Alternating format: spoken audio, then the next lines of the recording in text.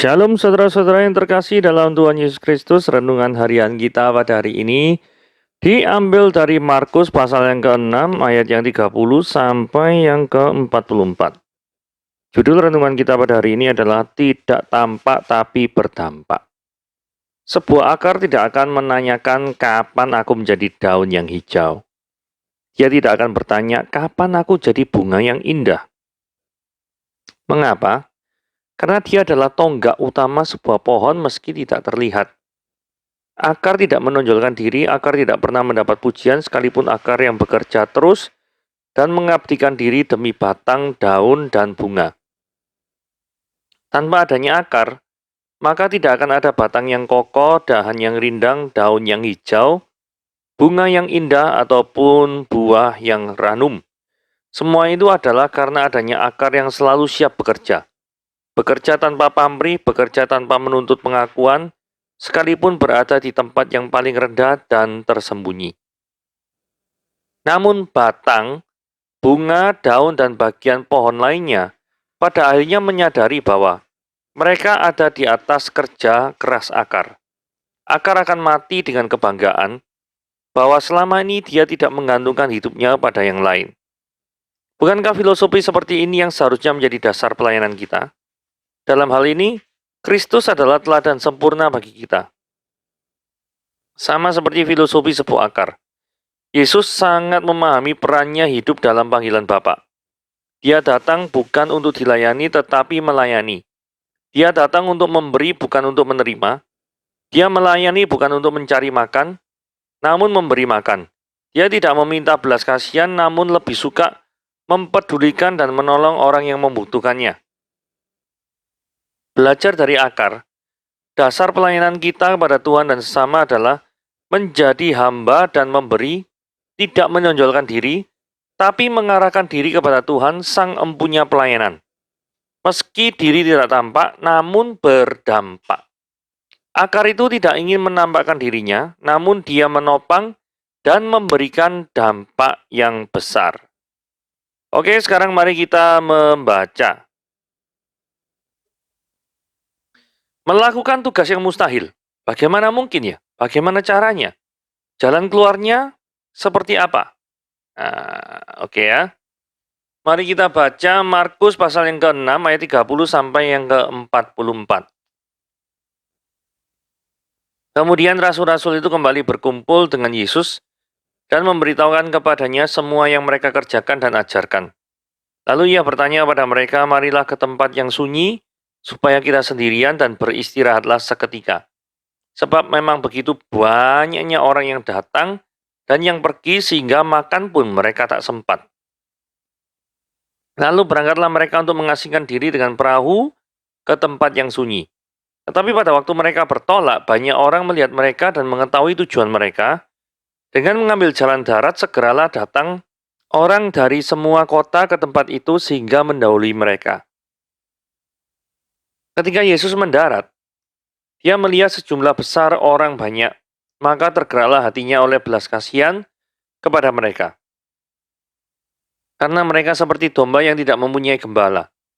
Lalu mulailah dia mengajar banyak hal kepada mereka. Pada waktu hari mulai malam, datanglah murid-muridnya kepadanya dan berkata, tempat ini sunyi dan hari sudah mulai malam. Suruhlah mereka pergi supaya mereka dapat membeli makanan di desa-desa dan kampung-kampung di sekitar sini.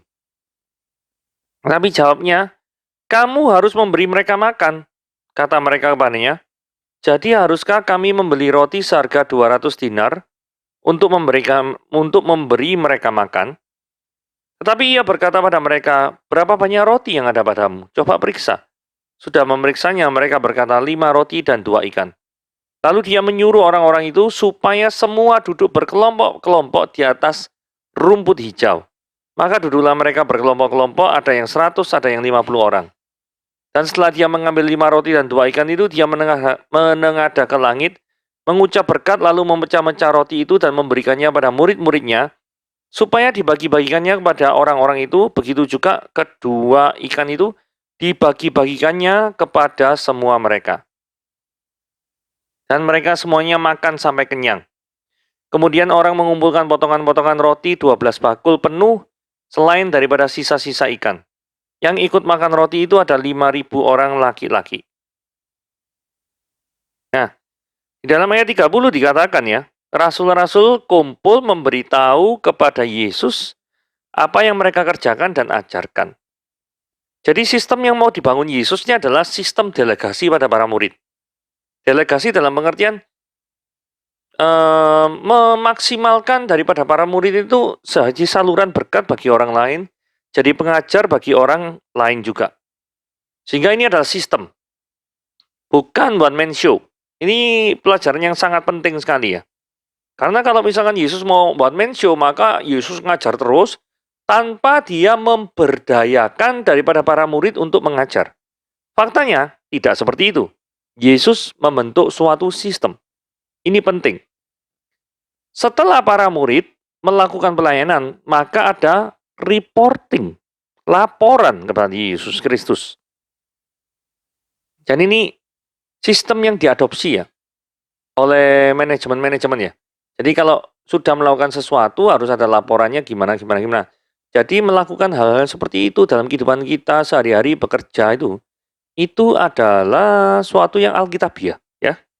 Karena memang tercatat dalam Alkitab memang rasul-rasul memberikan laporan, berkumpul memberitahu kepadanya, berikan laporan apa yang mereka kerjakan dan ajarkan kepada Yesus. Ini penting nih. Jadi reporting itu alkitabiah gitu ya. Ada baiknya setiap kepanitiaan pelayanan setelah selesai dilakukan, maka biasanya ada lakukan evaluasi terhadap kepanitiaan tersebut. Nah, ini adalah contoh kasus tindakan praktis daripada ayat ini gitu ya. Penerapan ayat ini. Supaya kenapa kok setiap kepanitiaan itu diadakan evaluasi sih? Supaya kalau ada kesalahan yang sama tidak diulangi. Kalau ada kesuksesan yang sama bisa diulangi. Gitu ya. Oke? Jangan sampai terjadi mengulangi kesalahan yang sama, terus tidak bisa mengulang sukses yang sama. Wah, ini repot. Kita kan pengennya tidak mau mengulangi kesalahan yang sama, tetapi mengulangi kesuksesan yang pernah diraih. Kan gitu ya. Oke. Kita lanjut. Ayat 31.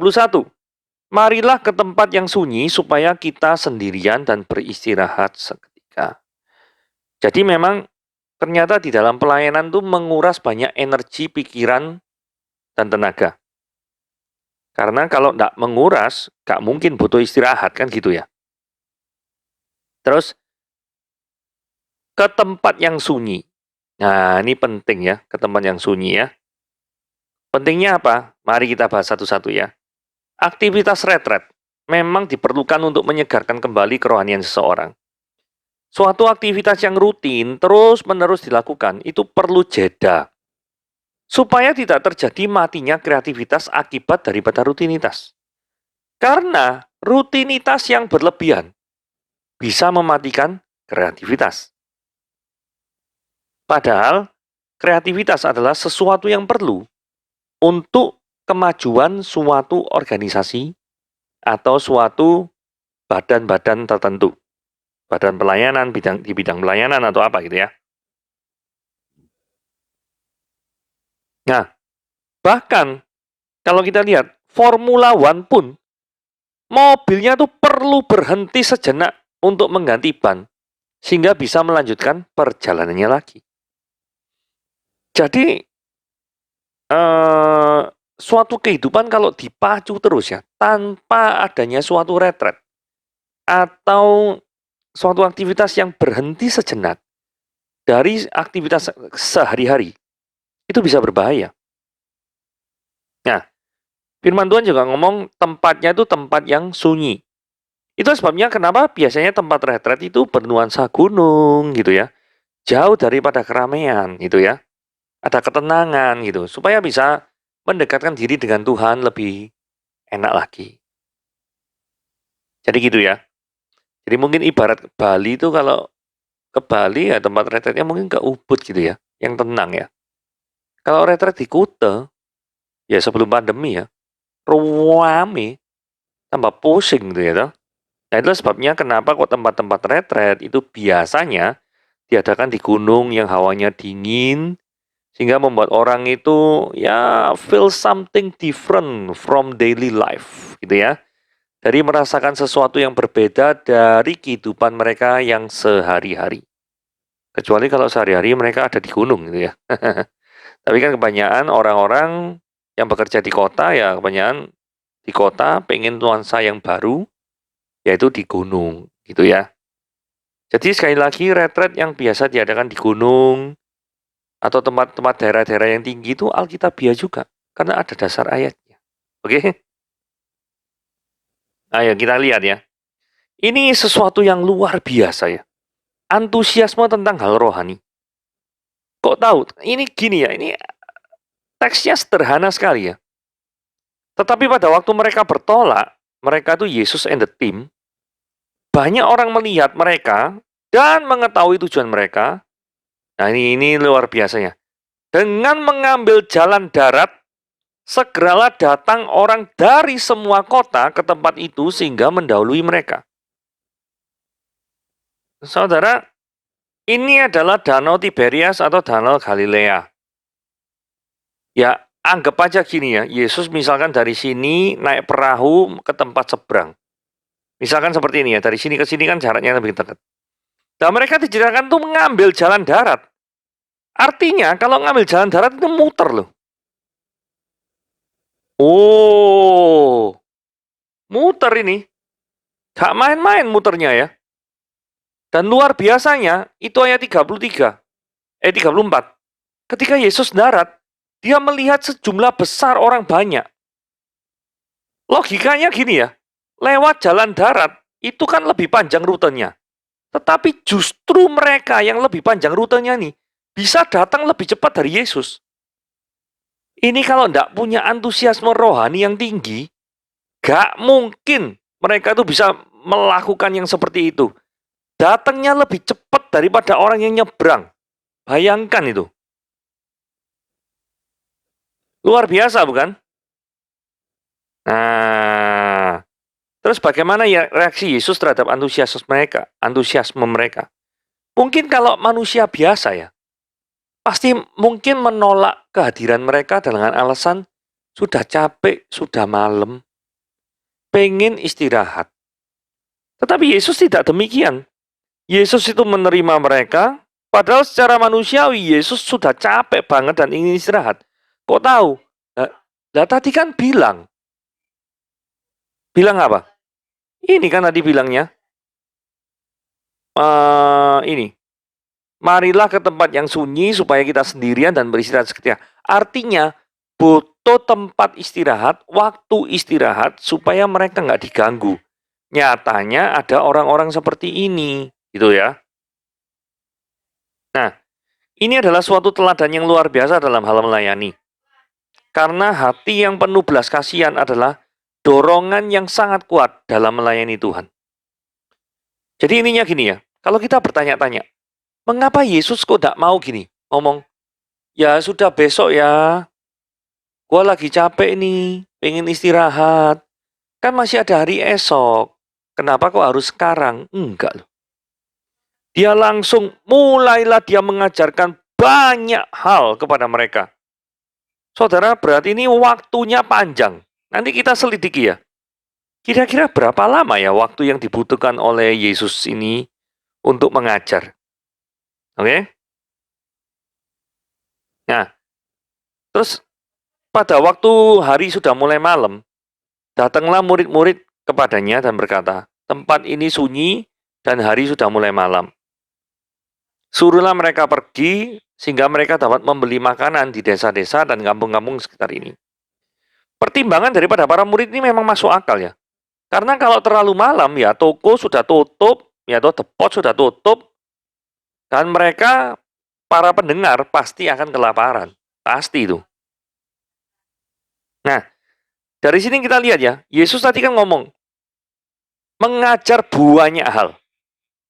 Nah, kalau misalkan sampai mereka tuh belum makan, saya memprediksinya mereka tuh gini ya, asumsinya Selambat-lambatnya mungkin jam 17 Yesus mulai mengajar mereka.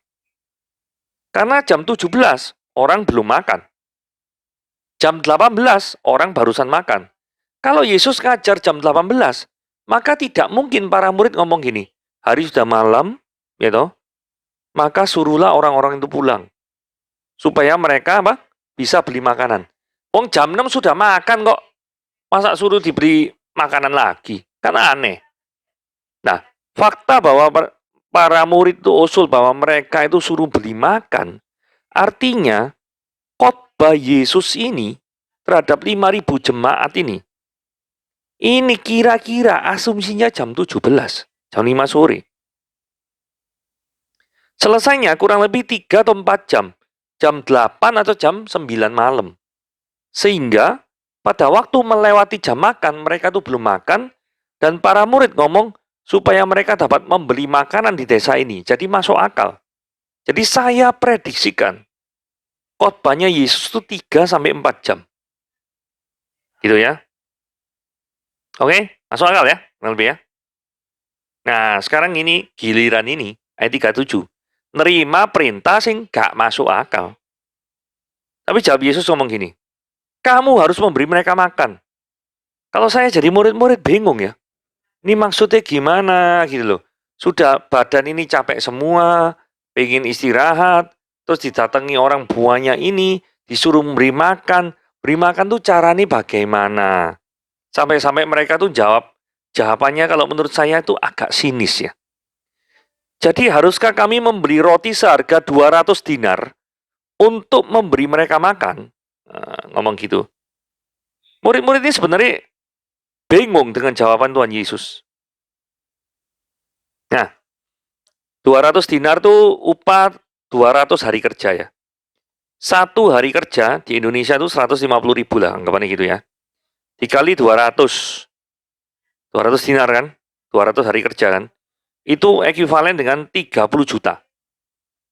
Nah, yang ikut makan di sana kan 5.000 laki-laki, belum terhitung perempuan. Anggapannya perempuan itu 50% dari jumlah laki-laki, berarti 2.500.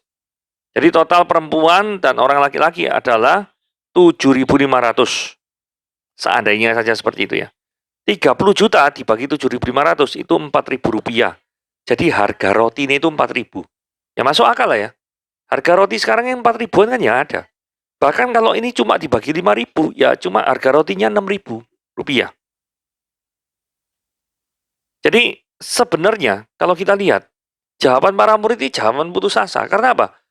Mereka pikir, Tuhan, kita tidak punya uang. 200 dinar tuh gimana caranya? Uang 30 juta tuh bagi mereka mungkin sangat besar sekali jumlahnya. Mereka tidak punya uang. Maka karena mereka tidak punya uang, mungkin sengaja dijawab seperti ini. Nah, terus ayat 38, aneh lagi. Yesusnya malah ngomong gini, ada berapa banyak roti yang ada padamu? Loh, kok tanya gitu lagi sih? Mungkin mereka pikir gini ya, kalau dijawab pun, terus bisa apa? 5 roti 2 ikan. Jawabannya kayak gitu. Terus Yesus mau apa dengan ini? Nah, seringkali dalam kehidupan sehari-hari kita seperti itu ya. Ketika Tuhan Yesus tanya, apa yang ada padamu? Kita seringkali tidak menjawab. Malah, di dalam hidupku sudah tidak ada apa-apa. Benar tak? Gak ada apa-apa. Pasti ada sesuatu kan? Gitu loh. Pasti ada sesuatu yang bisa engkau persembahkan untuk kemuliaan nama Tuhan. Apa itu? Engkau sendiri yang tahu. Tidak mungkin manusia itu tidak diberi apa-apa. Sama ini. Tidak mungkin tidak ada roti. Ada roti. Cuma secara pikiran, akal, nalar pikiran manusia, itu tidak mungkin bisa menjawab kebutuhan 5.000 orang. Sekarang bayangin, 5 roti, untuk 5.000 orang, 1/1000. Memangnya satu roti ini tuh mau dibagi 1.000 bagian tak? Kalaupun bisa dibagi 1.000 bagian, ya pasti tetap tidak kenyang toh ya. Jadi sampai titik ini ayat 38, Para murid pasti bingung. Karepe opo? Maunya apa gitu loh. Sama seperti kita dalam kehidupan ini sehari-hari berjalan bersama Tuhan. Terkadang kita dihadapkan dengan suatu kenyataan yang kita sampai berpikir, Tuhan, maumu tuh apa sih? Gua gak ngerti. Maumu tuh apa? Sama seperti yang dilakukan oleh para murid ini. Tuhan, maumu apa dengan 5 roti 2 ikan? Gua gak ngerti. Memberi makan 5.000 orang dengan 5 roti, maksudnya apa? Banyak ya, kita ngalami juga seperti itu ya.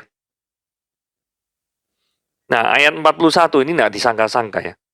Dia ambil 5 roti itu dan 2 ikan itu, dia menengadah ke langit, mengucap berkat, lalu pecah-pecah roti itu, sampai tidak habis-habis ya. Terus kemudian suruh murid-muridnya itu membagi-bagikan, termasuk juga ikannya. Nah, murid-murid, kenapa kok tidak boleh pulang dulu? Kamu yang harus memberi makan. Yesus kan jawab seperti itu. Karena murid-murid harus dilibatkan dalam pelayanan ini. Supaya mereka tuh ngerti dan merasakan keajaiban penyertaan Tuhan di masa-masa yang sulit. Itulah pelajaran yang penting. Jadi ketika masa sulit melanda hidupmu, apa yang engkau lakukan? Apa yang engkau lakukan ketika masa sulit melanda hidupmu? Apakah engkau datang kepada Tuhan?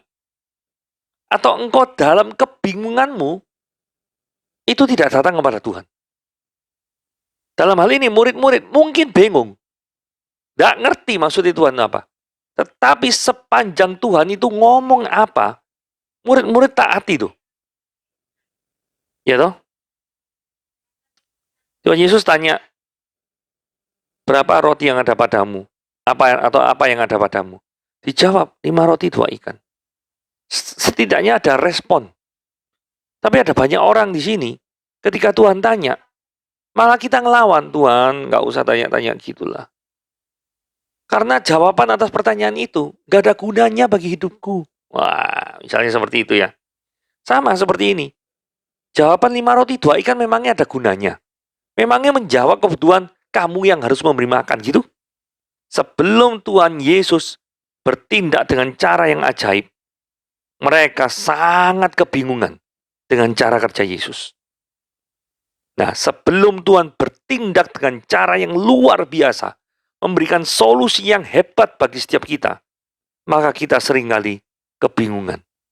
Jadi, nantikanlah bagaimana Tuhan itu bekerja dengan cara yang luar biasa untuk membebaskan kita dari segala macam kesulitan yang ada. Nah, ini adalah sebuah kelimpahan di tengah kemustahilan. Kenapa kok seperti itu judulnya? Karena gini ya, Yesus bukan membagi satu roti itu jadi 1.000 bagian sehingga kecil-kecil. Enggak loh. Ayat 42 dikatakan, dan mereka semuanya makan sampai kenyang. Jadi ini benar-benar mujizat. Ayat ini kelihatannya sederhana, tapi penting untuk menunjukkan bahwa mereka bukan makan remahan-remahan roti kecil, bukan. Tapi benar-benar roti, sampai sisa 12 bakul. Sampai sisa daripada ikan-ikannya. Luar biasa enggak ini? Menurut saya luar biasa sih.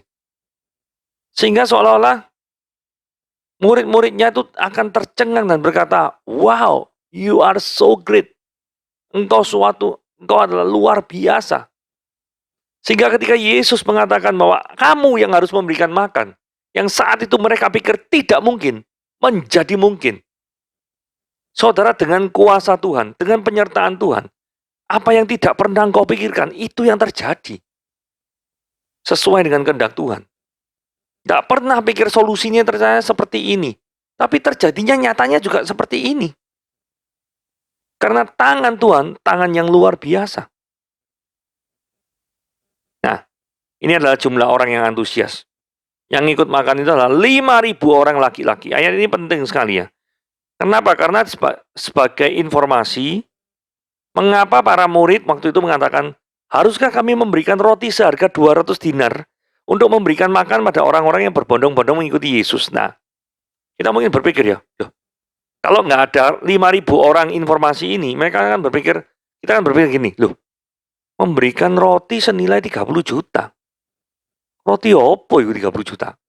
Jangan lupa, jumlah pendengar daripada Yesus itu setidaknya 5.000 orang laki-laki. Nah, ini penting sekali bagi kita ya. Anda antusias tak ketika mendengar firman Tuhan? Orang ini benar-benar antusias loh.